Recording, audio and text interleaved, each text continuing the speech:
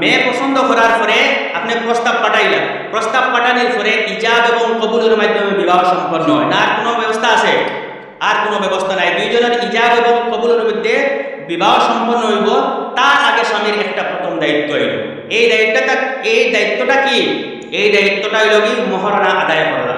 মহারণা আদায় করতে লাগবে। পার্টিয়াল অ্যামাউন্ট যেটা আছে এইটা আপনার আদায় করতে লাগবে। এই যে মহারণা যেটা আছে, এই মহারণাটা কিভাবে আদায় করবা? You have to pay it in cash, not credit.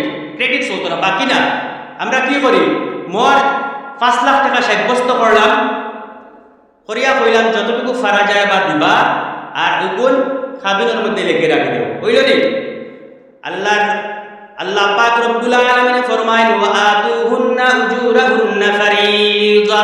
একজন মেয়েরে যদি তুমি হালাল হিসাবে পাইতে চাও, তাইলে তোমার প্রথম দায়িত্ব হইল তুমি তার মহারণা তুমি আদায় করো। ওই মহারণা বাকি রাখিও না, ওই মহারণা নগদ দেও। নগদ দিয়ে একজন মানুষকে, একজন মেয়েরে তোমার করে আনো।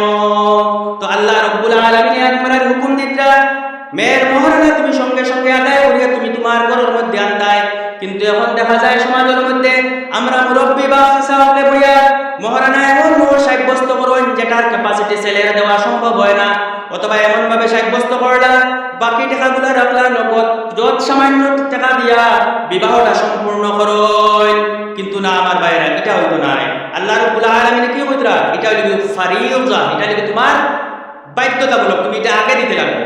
এখন আপনার কাছে আমার প্রশ্ন, যদি আল্লাহ তাআলা এখন ওই মোহরটা আগে দিলাম, আমরা যদি বাকি রাখি, তাইলে আল্লাহর কথার উল্টা অর্ডি না অর্ডার, হ্যাঁ?